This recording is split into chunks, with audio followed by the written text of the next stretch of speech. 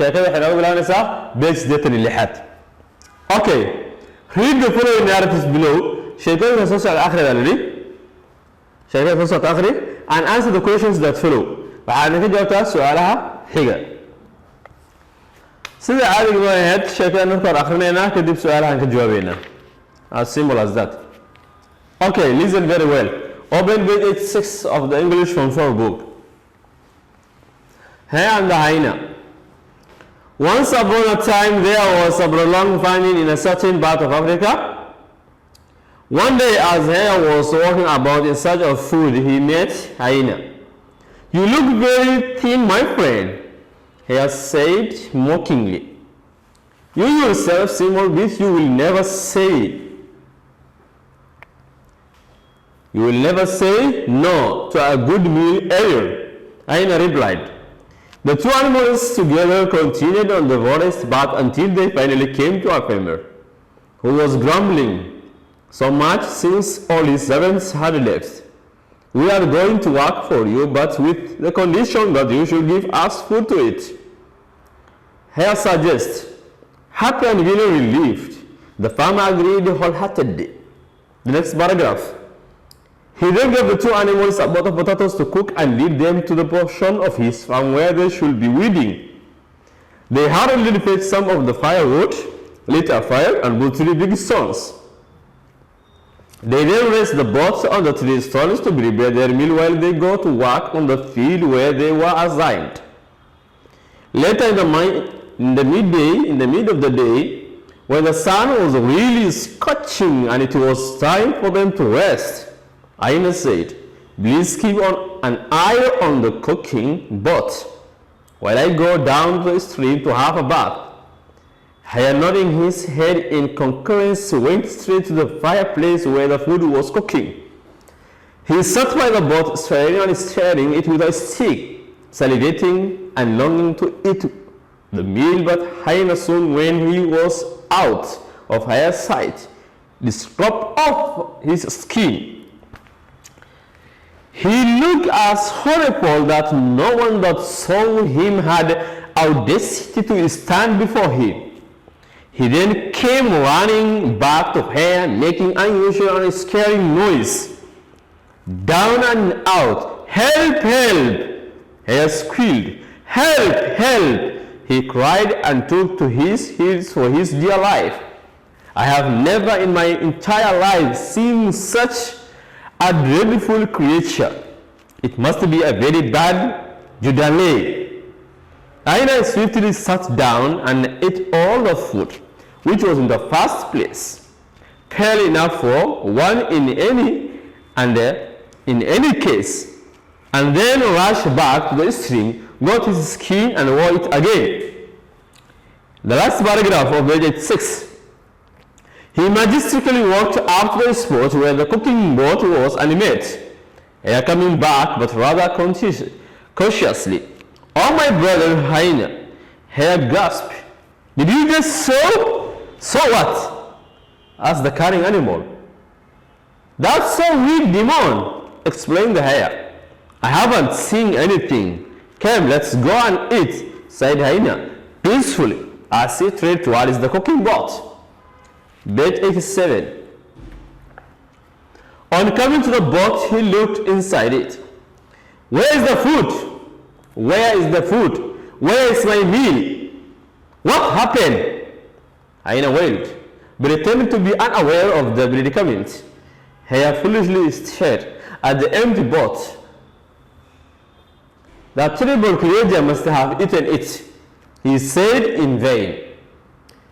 It scared me away so that it could eat all our food. You bloody son of maggot! You ate it yourself while I was bathing at the stream. Like an angry fawn shouted Hyena, and there was no amount of bleeding by the poor Hare that could have any impact. All right, said Hare. I know what I shall do now. I shall make a well-designed bow and arrow, and if that idiot of creature returns, I will kill it on the spot. The following day, the farmer again gave them a boat of potatoes, but rather than working as the food was cooking, he took supple branch of a nearby tree and started making himself a pole. The deceitful hyena watched as he finally shaped the wood with a knife, and when it was nearly finished, he said, "Give it to me." Here. The second paragraph. My grandfather taught me a very special way of making bows better than anyone else. I am going to complete shaping for you. Unsuspectingly, he gave up the bow and the knife, and he cut it in a way that made it so weak in one side and it was bound to break as soon as it was used. There you go. Keep it beside you while I go and get a bath. If that creator comes again, finish him. Hyena said as he went down to the river to strip off his skin once again. The second paragraph. He was sitting near the board of the food as just having the thought of whether he could pick a mouthful. He was extremely hungry. Once more, the most revolting animal he had ever encountered appeared and was coming towards him. He quickly picked his bow, put on the arrow in it and pulled it hard. Pop! It broke right in his hand. And as the horrifying creature came nearer and nearer, he flew. So as usual, hyena ate all the food for the second time and then went back to the stream and put on his skin. The last paragraph of it is 7. He came back to accuse her of stealing the potatoes. He defended himself, saying he didn't even have a taste of it. But as he keenly looked at the hyena, something struck in his mind as he saw a little piece of potato stuck in his front teeth when hyena was talking. What? He said to himself, if that is the way things are, I shall rather be ready for you next time, my tricky friend. At that fateful night, while hyena was in a deep sleep, he feeling pangs of hunger and his stomach growling, made himself another bow. The last page of the story, on page 88, and the last paragraph. It was a stronger one with no weak points at all and 2 well-sharpened arrows to use with it. The hyena ravenously then tiptoed the place where the cooking pot was, hid his bows and arrows nearby along grass, and coming back to find the hyena still in a deep sleep. He lay down beside him. The following day, everything turned out as he expected. The 2 animals worked really hard the whole morning while the food was cooking nearby. And at the midday, hyena went to the stream to have a bath. Here is his new bow and arrows in his hand. Wait, curiously, eagerly. This time, the horrendous creature came towards him. Here immediately raised his bow and shot straight into the creature's heart, pierced the arrow, and hyena fell dead on the ground. Here, pent and on looking over the body, he was not surprised when he saw it really was hyena. Well, he remarked as feast aditri lihad haya and hyena sheekadii waraabaha iyo bakaylaha haya waa bakayle hyena waa waraabe beelka 86 la soo baxa page 83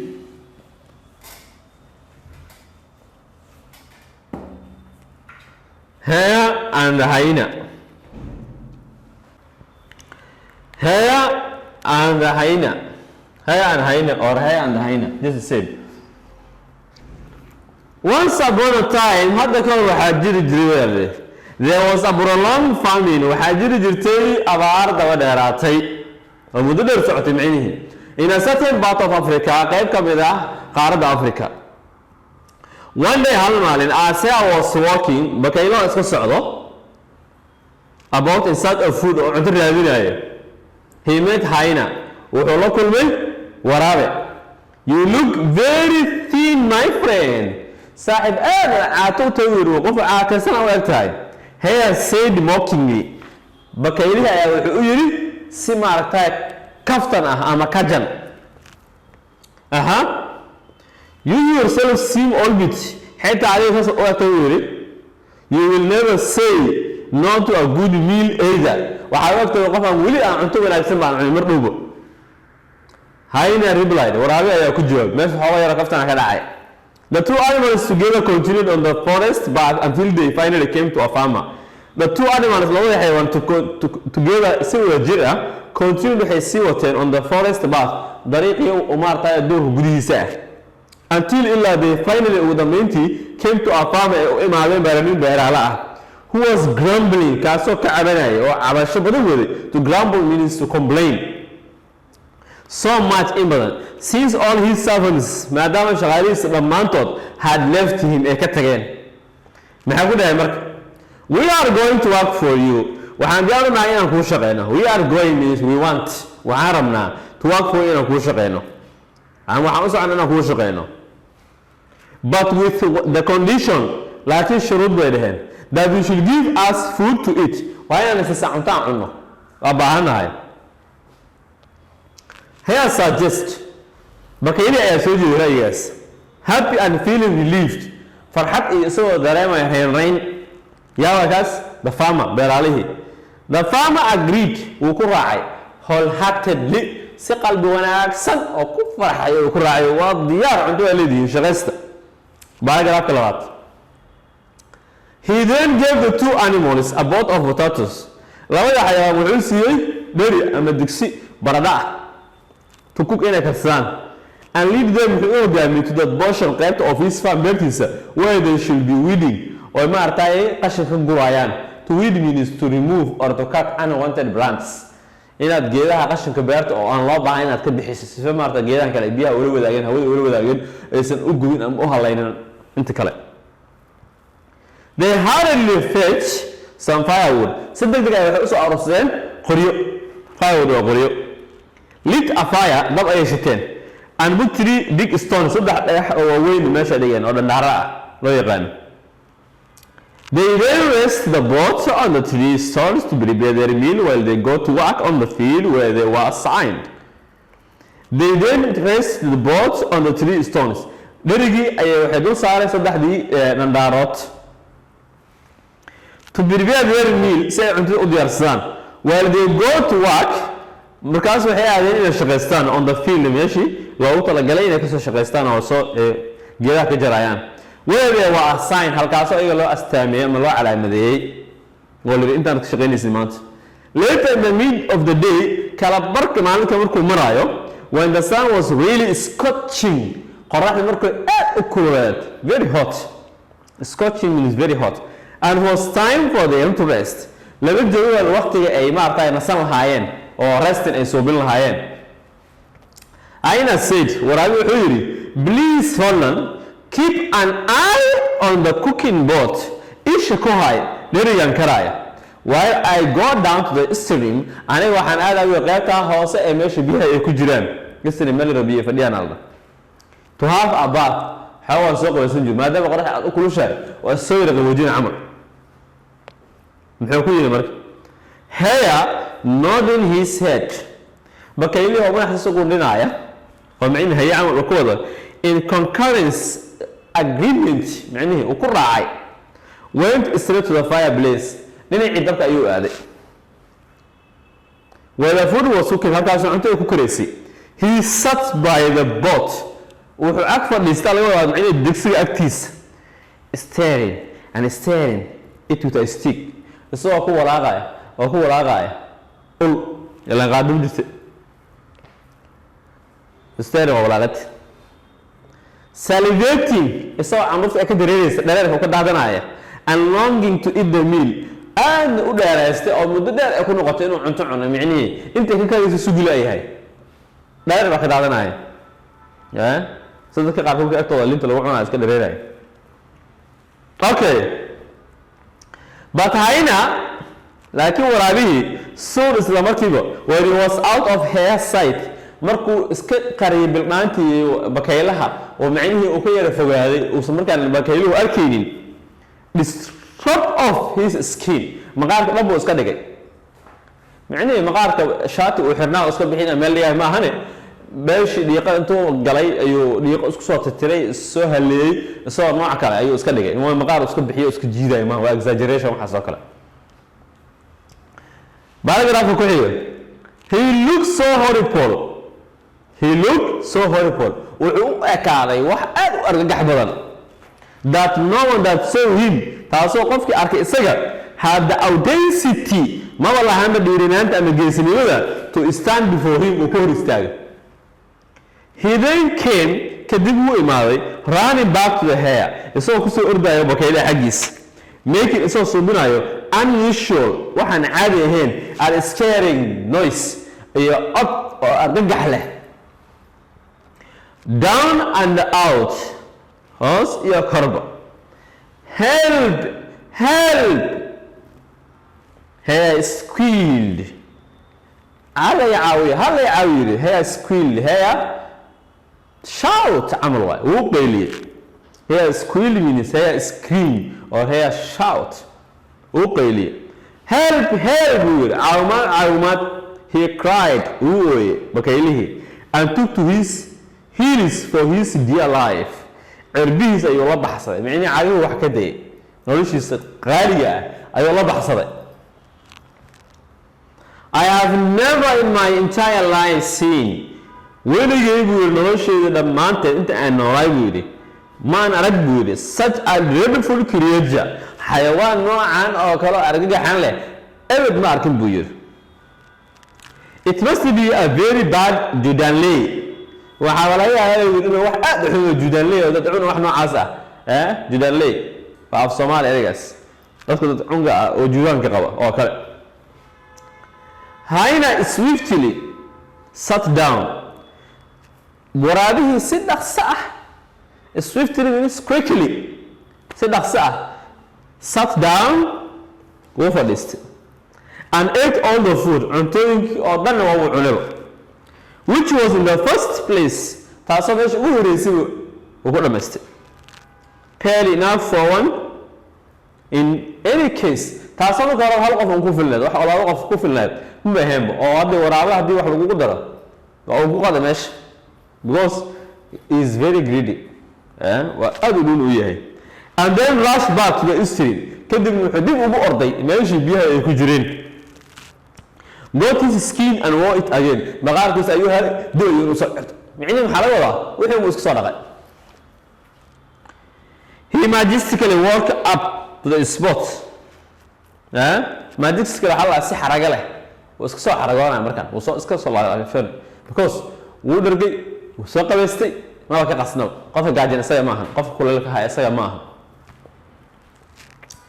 majestically walk waxa la socodka ma arday xaragada walk up to the spot meesha ay u soo socday where the cooking pot was halkaas oo dherigu ku koraayay and met here wuxuu la kulmay bakaylihii coming back but rather cautiously wuu soo laabtay bakaylihii marka hore sii cararayay wuu soo laabtay but rather cautiously laakiin marka wuxuu soo noqonaa isagoo taxadar ku jirto careful okay oh my brother Hyena alla walaalkaygii waraabaha ayuu haya gasp wuu neeftuure camal dhahay did you just saw ma aragtay wiil waraabihi waa isbedelay wuxuu iska dhigay waxaan waxba ogeynba so what maxaa arkay buu yidhi as the cunning animal xayawaankii naxariis laabaha ayaa dhahay oo bakaylaha baalkii waraabaha ahay bakayli uu jawaabay that so weird demon shaydaankii la yaab kalahay ma arkin miya weird means wonderful demon means devil ma arkin explain here maxaa sharaxay bakayli I haven't seen anything waxaan arkay ma jirto wir come kaalay let us go and eat kaala cunug cuntada sayid hayna peacefully sinamale iskaga dhahay as he trip towards the cooking pot markuu u soo socday dhinacii ma artay dherigaba page 87 page 87 ashka la socdo on coming to the boat markuu dheriga u yimid he looked inside it gudaha ayuu fiiriyay dheriga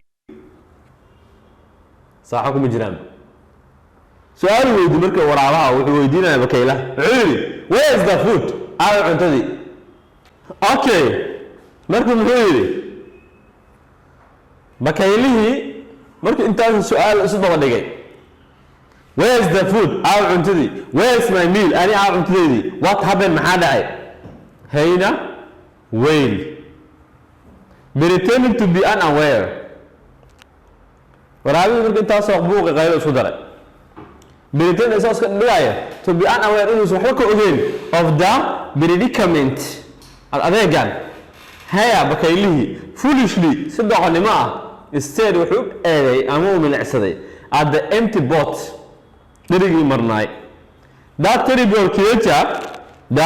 terrible creature wili makhluuqaas argagaxa leh must have eaten cunay buu yidhi it iyada oo cuntada ku wadaa it waxa u celin cuntada the food he said in vain wuxuu u yidhi si aan maartay wax lagu guuldareysta ah it scared me wuu argagax geliyay away aniga so that it could eat all our food waxaas ayaa cunteen dhan cunay markuu wuxuu ku yidhi markii waraabihii you bloody son william wuxuu yidhi dhiigga ah adiga dhanba oo famagad oo dixiriga ah you ate it adiga cunay bakaylihi ku wada waraabiya dhahay yourself adiga nafsada ahaantaada while I was bathing at the stream markaan ku soo qabaysanay aniga meeshaas biyaha like an angry profound si maartay wax aad u xanaaqsan oo kale ayuu ku jiray shout hayna waraabiya ayaa qayliyay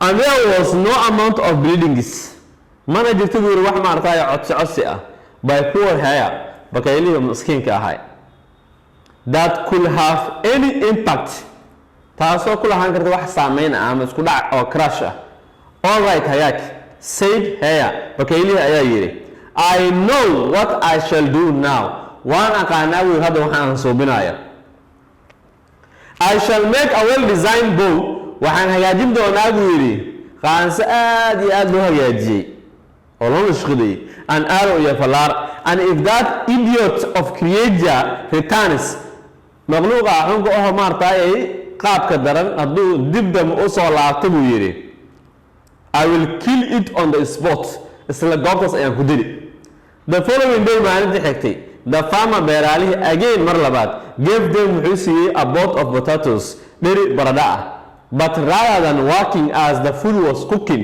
inta ay shaqayn lahaayeen cunto inta karayso Haya took supple branch wuxuu soo qaatay xoolo laan oo laama ayuu soo qaatay from nearby tiri geed u dhow and start wuxuu bilaabay making himself a bow inuu qaansa hagaajisto the deceitful hyena waraabiga qayaanada badnaa deceitful means cheatful or betrayal watched to daawanay as Haya finally shaped the wood with a knife markuu hagaajiyay isoo isticmaalay mindi and when it was nearly finished markuu ku dhawaa inuu dhameeyo he said wuxuu ku yiri give it to me aniga ii dhib Haya bakaylo aniga ii dhib uu yiri sababtu dhaa maxay tahay my grandfather wuri awowgay taught me ayaa wuxuu baray a very special way qaab qaas ah of making bows loo hagaajiyo qaansooyinka falaarahan better than anyone else kaga wanaagsan qof walbo I am going waxaan rabaa uu yiri I want amal waay to complete shaping that for you inaan ku dhameystiro uu yiri waa qayaano kale oo qayaanaya dadku wuxuu u shakiyay hadii ninkan baashan uu soo hagaaji fiican